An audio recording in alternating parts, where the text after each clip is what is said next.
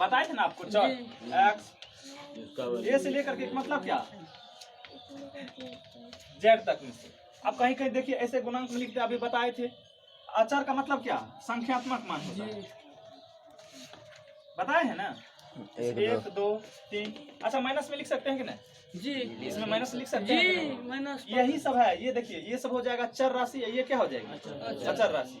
चर वैसी राशि जिसका मान हमेशा क्या होता है बदलते रहता है, उसको चर राशि कहते हैं। अचर राशि किसको कहते हैं जिसका मान नहीं बदलता, वैसी राशि जिसका मान कभी नहीं बदलता है उसको क्या कहते हैं अचर राशि। अचर राशि जब भी होगी तो संख्यात्मक मान होगी।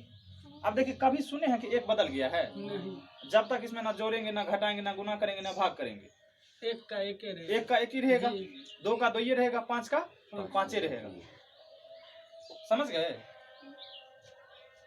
समझ गए ना जी। लेकिन ये कभी देखिएगा कभी x का मान 3 आ सकता है, कभी 5 आता है, कभी 0 आता है, कभी 1/2 कभी 3 आता है ना।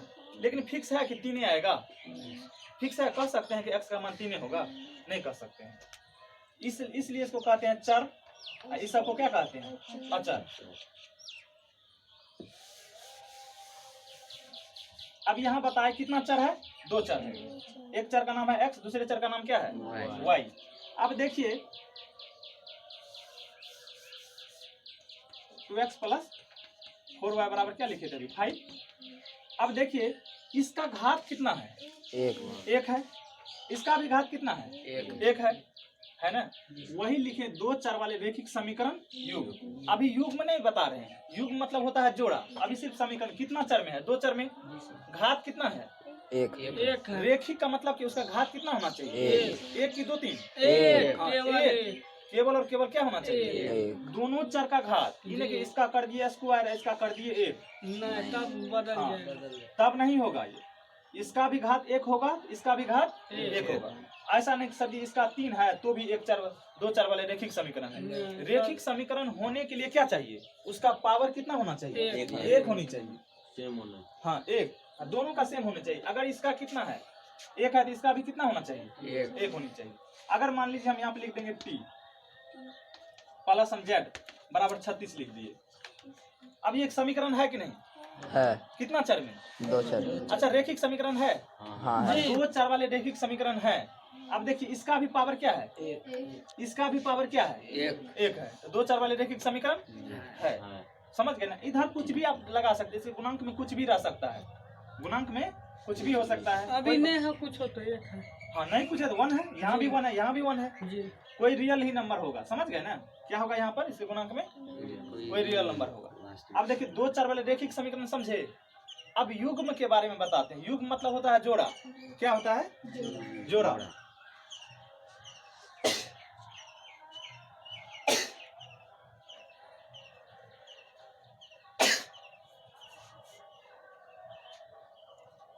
समीकरण समझ गए ना।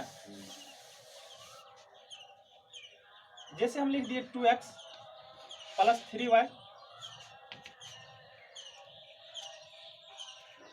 दूसरा हम समीकरण लिख दिए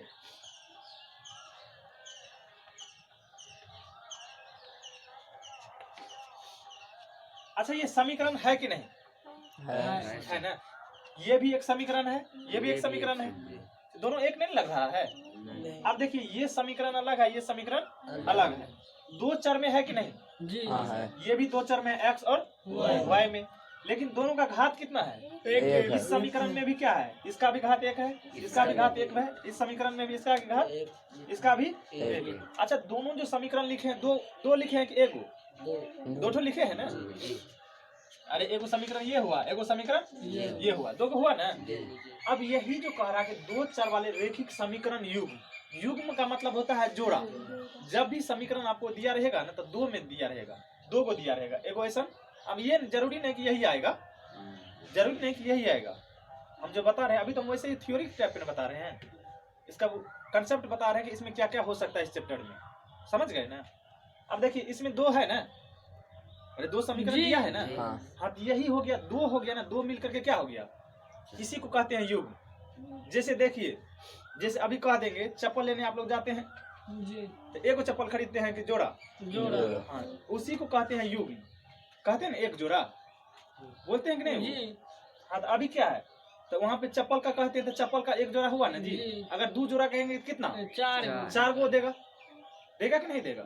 यहाँ समीकरण पढ़ रहे हैं इसलिए समीकरण युग्म, समीकरण पढ़ रहे हैं तो समीकरण का नहीं युग्म कि आदमी का युग्म समीकरण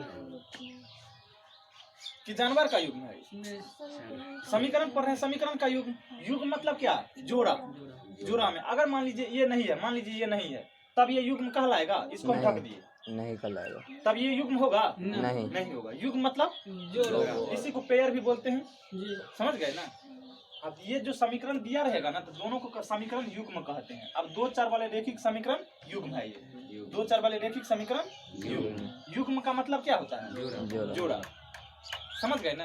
अब इसके व्यापक रूप पे हम चलते हैं, समझ गए ना युग्म क्या होता है? जी अब जैसे हम लिख दिए यहाँ पर x + y बराबर इतना, और दूसरा हम लिख दिए 2y + 3y बराबर 13। x है x। अब ये बताइए समीकरण युग्म है कि नहीं? हाँ है।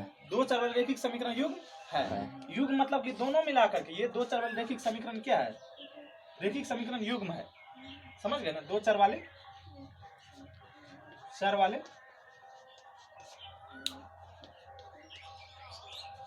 रेखिक समीकरण युग्म। समीकरण क्या है? समीकरण युग्म। युग्म का मतलब आप लोग को समझ में आया क्या है? जोड़ा। युग्म का मतलब क्या होता है? जोड़ा। जोड़ा। जब भी होगा तो क्या? किसी भी चीज का, जैसे आदमी का देगा तो आदमी का जोड़ा, जी युगल कहता है ना। जी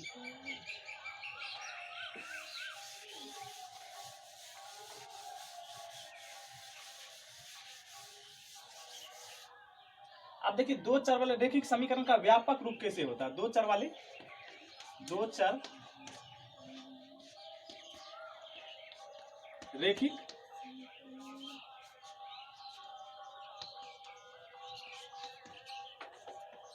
समूह लिख रहे हैं समीकरण का व्यापक रूप। ax + b + c = 0। व्यापक रूप क्या होता है? अब देखिए ax² x² होगा ना तो ax स्क्वायर हम बोले कहाँ, प्लस b इसीलिए तो प्लस सोच लिए पहले। c = 0 0। ये 0 है 0। अब देखिए ये 2 4 वाले रेखिक समीकरण का व्यापक रूप क्या होता है? जनरल फॉर्म क्या होगा? ax + b + c c। बराबर। अब याद रखेंगे आप लोग कि a बराबर भी 0 नहीं होना चाहिए, यहाँ पर a बराबर भी 0 नहीं होनी चाहिए और b बराबर भी 0 नहीं होनी चाहिए। अब कहिएगा सर क्यों नहीं 0 होनी चाहिए? अगर मान लीजिए सर अगर a का मान आप 0 रख दीजिएगा, अब इसमें रख के चेक कर रहे हैं क्यों नहीं रख सकते हैं? ax + by + c = 0 है ना जी। अब 2 4 वाले रेखिक समीकरण का व्यापक रूप क्या हो गया? ax + by + c = क्या होता है? 0। अब ये नहीं कि यहाँ पर प्लस भी हो सकता है, माइनस भी हो सकता है, यहाँ भी प्लस भी हो सकता है और माइनस भी हो सकता है। इसके कोफिशिएंट में कुछ भी हो उससे लेना देना नहीं है। अब दिखने में ऐसा लगना चाहिए, दिखने में क्या लगना चाहिए? ऐसा लगना चाहिए। समझ गए ना कि ax + by + c बराबर 0 के रूप का होना चाहिए। अगर मान लीजिए 5 साल का बच्चा हो कि 50 साल का आदमी हो, क्या इंसानी जैसे लगेगा?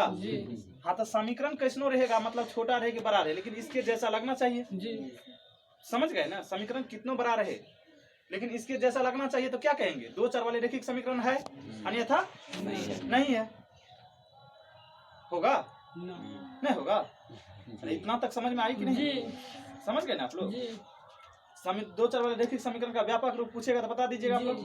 ax + + by + c बराबर = 0। 0। इस रूप में होना चाहिए, ऐसा यही नहीं मिल जाएगा, इसके रूप का होना चाहिए। समझ गए ना? अगर मान लीजिए अगर मूर्तिकार मूर्ति बनाता है तो सबसे पहले क्या करता है? उसका आकार बनाता है ना जी। हाँ, फर्मा बनाता है कि नहीं? उसका शेप तैयार करता है कि नहीं करता है? वही शेप है इसका, किसका? 2 4 वाले रेखिक समीकरण युग्म का है। 2 4 वाले रेखिक समीकरण का हाँ, युग्म मतलब तो होता है जोड़ा। समझ गए ना? उसका आकार है, रूप है, इस रूप में आपको मिलेगा। आप कहिएगा सर जी यहाँ पर और लिख सकते हैं कि a² बराबर भी 0 नहीं होना चाहिए और b² बराबर भी 0 नहीं होना चाहिए। अब सबसे पहले हम दिखाते हैं कि क्यों नहीं 0 होना चाहिए। अगर मान लीजिए आप a के बराबर 0 रख दीजिएगा यहाँ पर अब एक के स्थान पर 0 रख दीजिएगा, 0 गुना क्या हो जाएगा x, अरे गुना है, यहाँ नहीं कुछ है तो क्या है, गुना है, अब plus by plus c equal to क्या हो जाएगा 0।